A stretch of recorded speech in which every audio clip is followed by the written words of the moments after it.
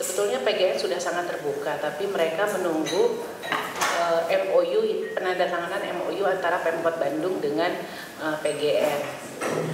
Kendalanya kemarin adalah pada saat kita menyusun untuk Innovation Center dan MOU-nya sebetulnya. Jadi satu yang untuk Innovation Center tersendiri, satu lagi yang untuk BBG City Gas itu juga tersendiri. Jadi kita memiliki 2 MOU dan mudah-mudahan di minggu ini kalau janjinya Kabag Kerjasama akan melakukan rapat TKKSD karena memang sudah final juga penyusunan MOU antara PGN dengan Pemkot Bandung. Kemarin juga sudah kita kumpulkan seluruh komunitas, kita juga bahas berkenaan spek yang memang diminta oleh seluruh komunitas, apakah itu komunitas fotografi, untuk film, untuk desain. Jadi semua kita coba kumpulkan dan juga sudah rapatkan berkenaan dengan konten untuk kita ajukan kepada Bekraf. Tapi secara totally mungkin kita yang akan informasikan berkenaan program Komite Ekraf 2016 sampai dengan 2020. Kita juga mengacu pada ini adalah dokumen yang dulu ketika saya dan Vicky jadi Pokja Ekonomi Kreatif untuk Rumah Transisi Jokowi JK. Ini adalah dokumen yang diserahkan kepada pemerintah yang baru Indonesia, bahwa kalau kita ngomongin ekosistem ekonomi kreatif tidak hanya soal industri kreatifnya, jadi kita harus selalu mengindahkan 4 elemen itu minimal. Berangkat dari ekosistem itu, Komite Ekraf Bandung sebenarnya kalau dalam hal ini merupakan seperti miniaturnya Bekraf, tapi skalanya kota. Di sini ditempatkan beberapa kebijakan dari kota yang memang sudah berjalan, baru diterapkan juga dalam 1-2 tahun terakhir ini, yang sebenarnya sudah masuk ke dalam ekosistem itu. Tapi kalau program ini sebenarnya akan lebih sistematik dalam menampilkan programnya. Jelaskan lebih lanjut. Dan kebiasaan untuk mendata dan kajian dan sebagainya kita teruskan karena kita harus setiap tahun melapor ke UNESCO kita sudah mencapai seperti apa. Lalu Komite Ekraf juga mengacu pada rumus yang kita masukkan ke UNESCO juga, bahwa potensi utama Kota Bandung adalah people, place, ideas. Karena kalau dibandingkan dengan kota desain lain yang sudah masuk, Bandung karakternya sangat berbeda karena sudut desain yang kita ambil bukan desain hanya semata visual dan fisik, tapi juga sebenarnya ide-ide ini, manusianya dan seterusnya. Irisan dari setiap potensi itu menghasilkan ada lingkungan binaan dengan potensi bisnis dan sebagainya, yang semuanya sebenarnya mengacu ke keberlanjutan si ekonomi kreatif dari segi bisnis dan wirausaha dan ekonominya.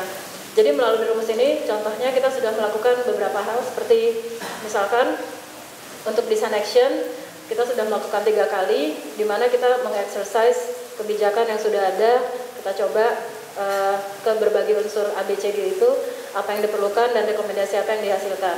Dalam hal ini, ada 5 tema besar yang kita ambil, karena ini akan saling terkait, dan kalau misalnya kita punya festival juga nggak ujuk-ujuk event gitu, tapi pertama kita harus punya space dulu, punya ruang, lalu kita harus punya infrastruktur, lalu kita harus juga punya dokumentasi dan literasi kreatif yang harus dibiasakan juga. Lalu kita mengarah juga ke capacity building yang sebenarnya lebih mengarah ke SDM-nya, manusia Bandungnya. Dan terakhir baru ada event atau pendukung subsektor industri kreatif yang sifatnya adalah show off dari 4 tahap dan seterusnya. Ini semua dicoba dipetakan ke dalam masing-masing step yang kita ajukan.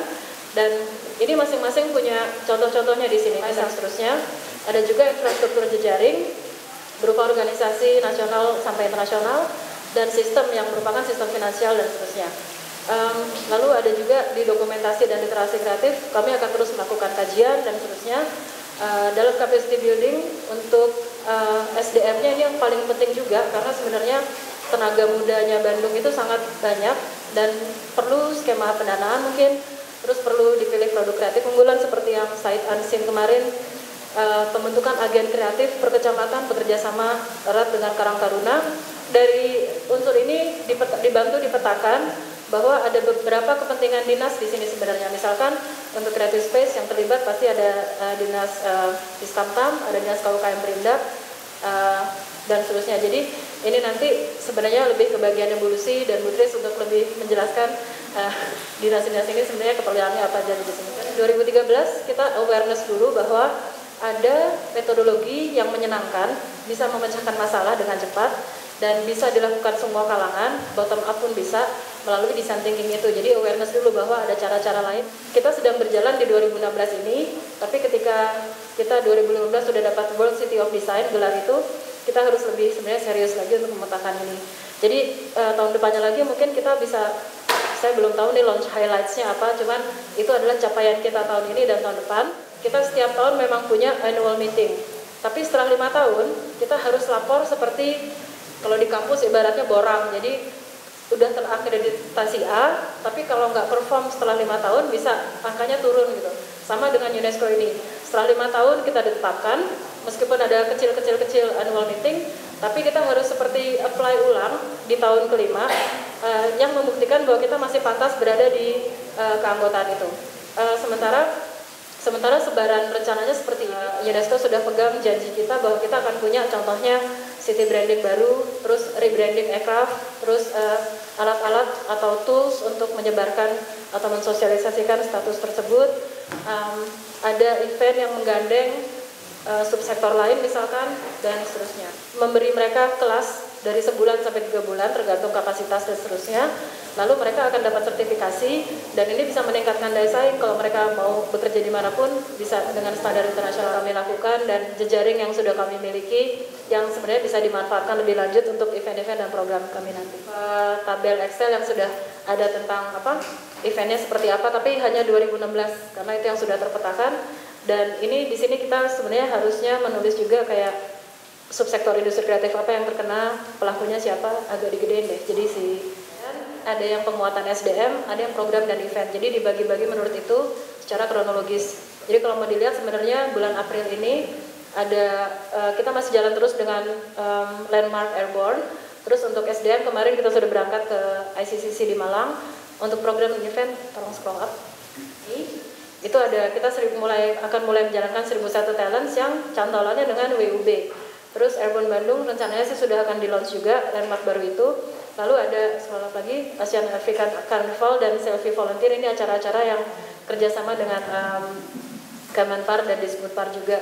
Lalu untuk SDM-nya, Robin Malo British Council didukung British Council akan berangkat ke Music Cities Convention mewakili Bandung, akan presentasi Bandung di depan dunia musik independen dunia yang sebenarnya untuk diteruskan ke event di bulan September nanti. Lalu ada sosialisasi komite aircraft ini ke masyarakat juga. Terus bulan Juni kita akan punya majalah, selain juga website, kita juga akan melakukan sosialisasi offline. Lalu ada penelitian dan kajian lagi mengenai kurikulum kreatif pada sekolah dasar dan menengah itu bulan Juli. Jadi mungkin yang dibutuhkan dari tim aircraft ini adalah kalau ada sebenarnya kegiatan atau program atau apapun yang berhubungan dengan kreatif ekonomi, ekosistem, dan industri kreatif, kalau bisa dihimpun untuk jadi laporan yang lebih solid untuk Bandung sebagai kota kreatif, seharusnya akan sangat membantu reputasi Bandung ke depannya. Sekian. Saya hanya ingin suatu hari kita ini punya ukuran yang dipertanggungjawabkan, sebenarnya itu. Yang pertama, apakah kontribusi ekonomi dari segala yang kita lakukan ini ngefek apa tidak? Kita merasa segala dikerjain, segala sibuk, segala energi keluar, tapi pada akhirnya efek apa yang bisa diukur? Nah begitu ya. Angka-angka itu selain angka ekonomi yang lazim dipahami, juga angka-angka berapa ruang kreatif di kecamatan dari 0 menjadi berapa kampung kreatif yang terukur dari 0 jadi berapa jejak-jejak fisik, skala kota yang kita hadirkan, event skala internasional yang kelas dunia yang saya impikan 1 atau 2, berapa yang skala nasional, berapa yang skala lokal. Lahirnya gagasan sampai punya nilai tambah kan dari imajinasi, dari orangnya, dari prosesnya, dari ujung ekonominya lah, kan begitu. Memproduksi orang kreatif itu bagaimana, kira-kira begitu di pendidikan formal. Kita kreatif karena pergaulan, kita menyeken orang-orang yang passionnya di ekonomi kreatif. Tapi kalau kita percaya ekonomi kreatif ini adalah genetiknya orang Bandung, saya punya kewajiban memformalkan kreativitas itu dalam sebuah pendidikan. Jadi harusnya ekonomi kreatif ini juga menyentuh itu, apa suntikan kurikulum kreativitas di level TK, di level SD, di level SMP, SMA, kira-kira apa. Tapi kan terlalu tinggi ya, sementara kreativitas kan bisa lahir secara indigenous. Nah itu makanya saya titip ke Disbudpar sampai hari ini masih belum, udah udah lewat 2,5 tahun, mimpi saya belum terwujud aja, namanya Olimpiade Kreativitas itu.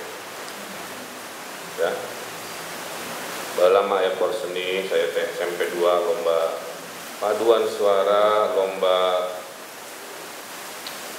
kabaret apa gitu ya. Nah ini institusi itu nggak ada gitu. Harusnya di zaman kita, apalagi saya jadi wali kotanya, itu harus jadi institusi yang permanen. Tiap tahun di Bandung selalu ada acara keren, nanti pakai medali biar kayak Olimpiade. Tahun ini medali emas siapa, medali peraknya siapa, sehingga sekolah tiap tahun memotivasi dirinya untuk berkompetisi secara keren.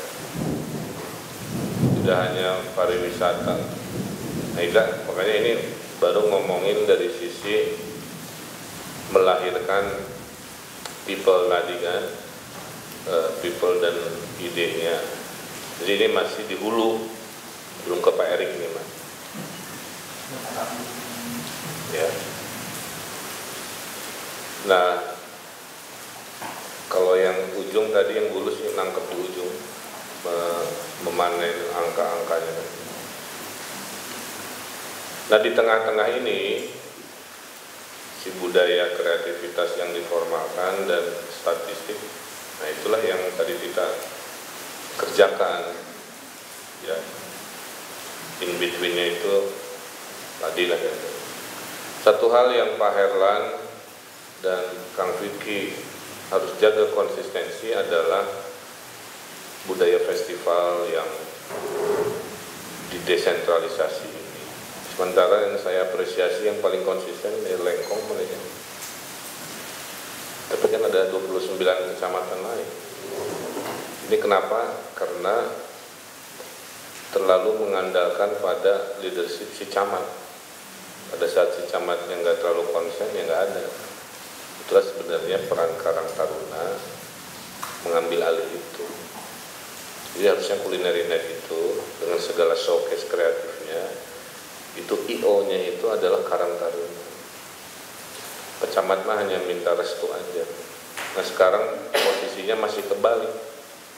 Menunggu camat dulu bertindak baru ada, sehingga festivity lokalitas ini menampilkan apa sih yang selalu ada di rumah kreatif di perkecamatan itu kan, tampilnya tuh di sini ke publik. Maka si rumah kreatif itu yang di tiap kecamatan juga harus ada kurikulumnya, jangan menyerahkan ya 50% kita atur kurikulumnya, 50% terserah si kecamatan itu. Ini teh butuh stamina karena kita sedang mendesain budaya. Ya. Makanya kan ada teori kalau festival bisa 5 tahun berturut-turut survive, umurnya biasanya panjang. Tapi kalau tahun ketiga udah lulus, tahun keempat udah 5 udah biasanya mati aja. Berikutnya adalah fasilitas fisik apa lagi yang harus ada, itu yang juga belum kelihatan. Pak saya minta 3 pasar kreatif misalkan gitu, Pak saya minta gedung konser, Pak saya minta.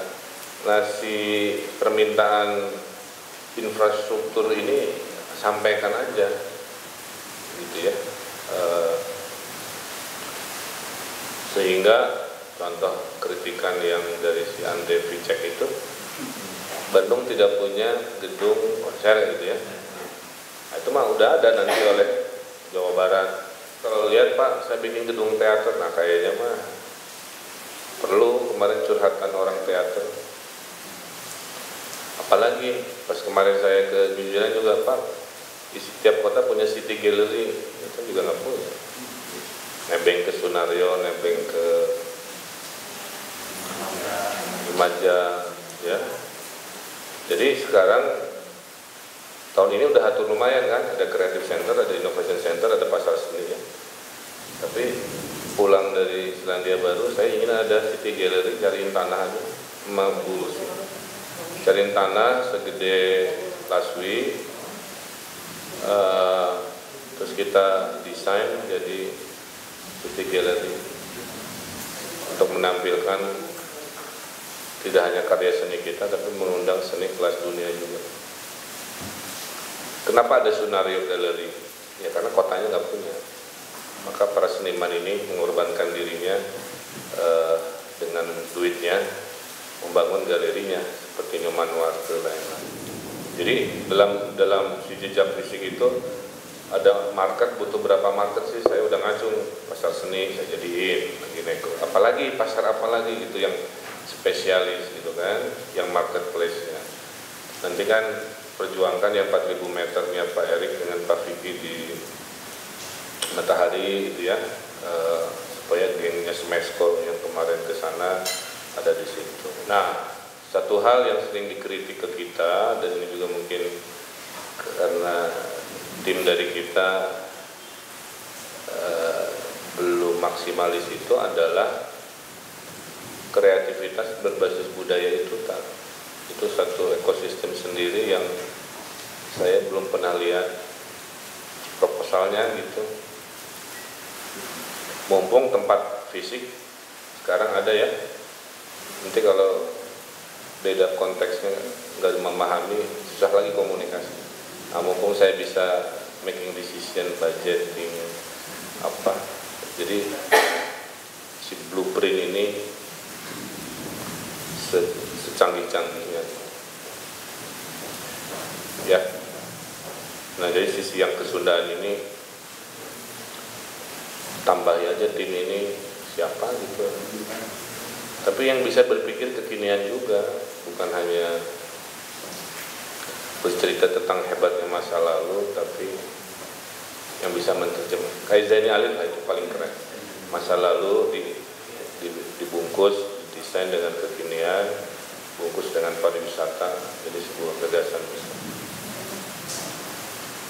Kemudian, jejak fisik di kota ini yang masih kurang. Tadinya hidupkan lagi urban furniture itu yang kursinya kalau didesain memang kita jadiin, bukan hanya dulu jadi bagian dari Hellar Fest, tapi memang mau saya produksi. Kalau bisa nanti kemanapun kita pergi, jejak kecil-kecil itu kan ada.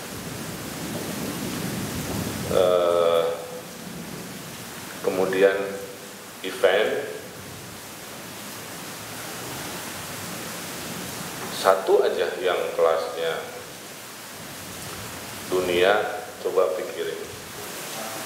Nah masalahnya karena kita ini julukannya kota desain, jadi si event itu nggak ada masalah dengan fotografi, tapi harus yang desain. Nah dengan Forum Desain Bandung saya udah bicara, kalau bikin Biennale 2017, jangan ece-ece gitu. Jadi yang diundang harus, sehingga Bandung naik kelas, terhormat, satu aja itu. Ya, jadi kesimpulannya, datang ke kota Bandung sebagai turis, kasat mata, banyak benda-benda lucu-lucu terlihat. belok sana belok sini, ada gedung ini gedung itu, lagi nongkrong, lagi pameran, lagi apa. Saya datang ke wilayah lagi festival, saya melihat originalitas produk-produk lokal, kreativitasnya. Saya beli barang, ada pasar-pasar yang tematiknya. Saya ke tempat-tempat tertentu melihat kesundaannya. Sesekali ada festivalnya. Sebenarnya itu mimpi itu. Sebelah kiri ini urusannya hanya duit dan regulasi. Urusan gagasan, urusan IO, operator dari mereka. Itu cara bagi-bagi tugas. Kita jangan jadi IO, kita jangan bikin gagasan, biar masyarakat aja yang kawinkan. Itu yang benar menurut saya. Jadi kita nggak capek semuanya. Supaya puntennya Bandung kota musik yang kita ya. Kan jadi rame akhirnya. Kenapa Pak Wali tim Etan diajak ngobrol, kenapa kami nggak diajak? Kita di Bandung kayak gitu. Karena nggak diajak ya udah saya bikin movement sendiri. Padahal maksud saya mah baik biar ya itu contoh. Itu yang saya maksud kita oper. Saya kira itu tak respon pertama dari menanggapi sedikit Pak Wali, sebenarnya sudah ada rencana yang acara gede-gedean untuk desain November ini yang namanya Design Nation. Jadi sekarang Mas Adi sedang di Finland untuk mengundang pembicaranya. Saya sebentar lagi ke Belanda akan melobi juga.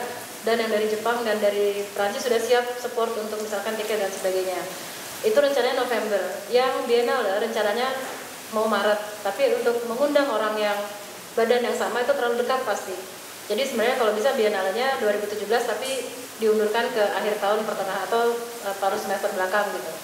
Jadi untuk yang Design Nation ini sebenarnya cikal bakal dari nanti ada museum desain, ada dokumentasi desain, jadi wawancara desainer yang masih ada, mumpung masih ada idenya kita ambil, karyanya kita simpan nanti untuk jadi, karena Bandung kota desain Indonesia pertama gitu di Asia Tenggara juga, selain Singapura, paling nggak kita harus punya itu duluan di Bandung, mulainya harus dari Bandung.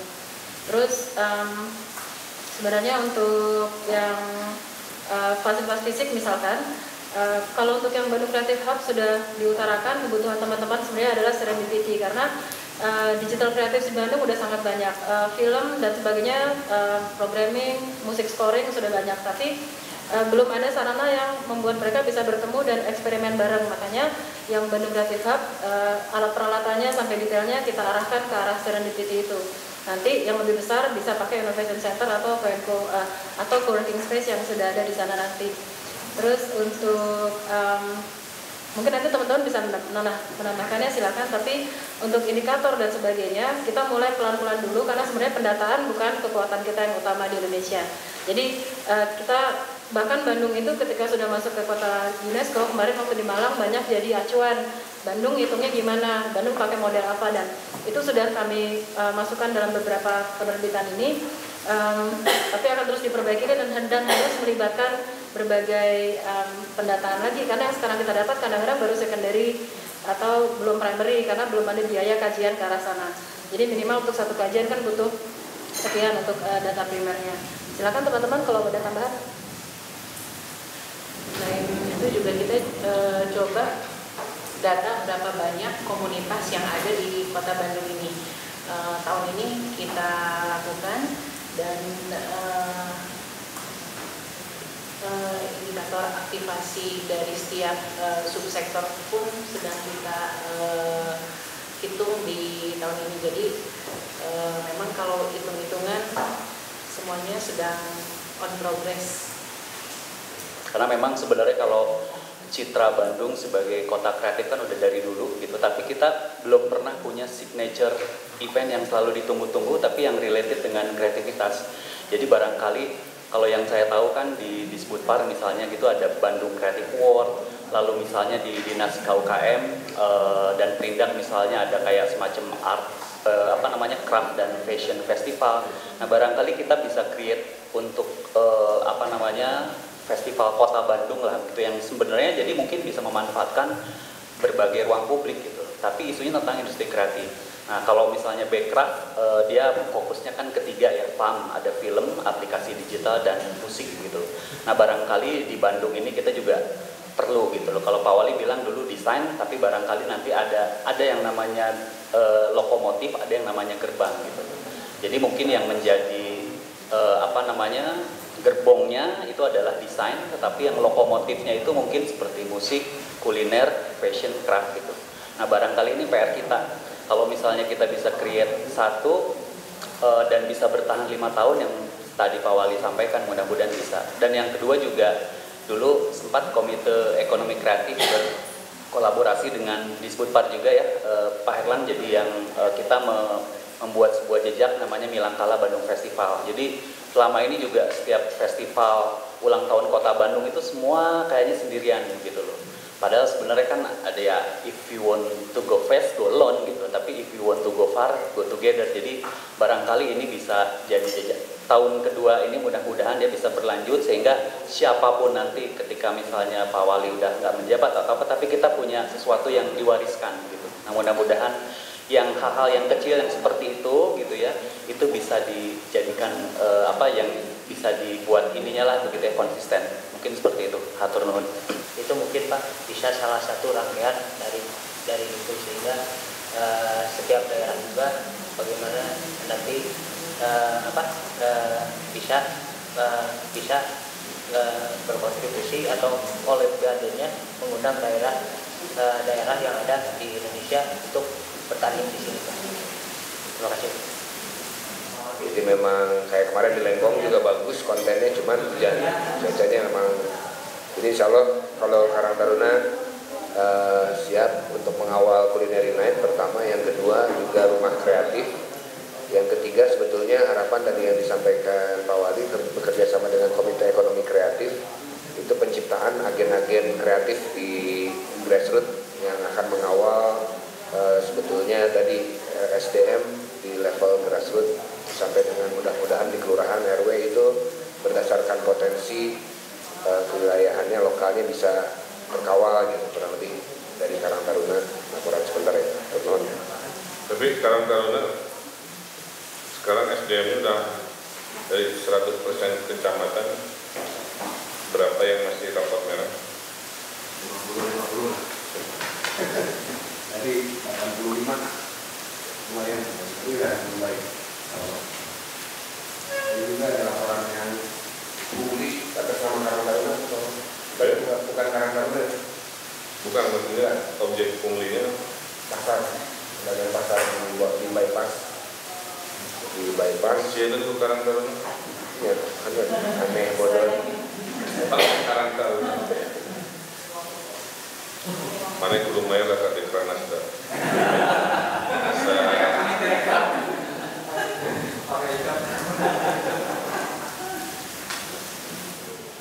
Jadi kita punya aset ini, properti, sehingga orang Bandung nanti kalau mau bikin film pinjam alatnya ke kita aja. Karena kreatif ini kan multi dinas, maka Bulus harus bisa mengidentifikasi di dinas mana aja titip menitip si anggaran ini. Dan sini pinjam semua alatnya untuk ini. Jadi alat ini itu disediakan oleh si wali kota. Jadi si geng gudang garam itu tinggal datang syuting. Nah ini syaratnya harus syutingnya di New Zealand. Sehingga dia sambil mempromosikan, dia di Kawah Putih Ngampung betulnya, lewat Cihamplas, Nyangsang di Pasopati, mahal. Jadiin buku formal aja sekalian, jual di Gramedia.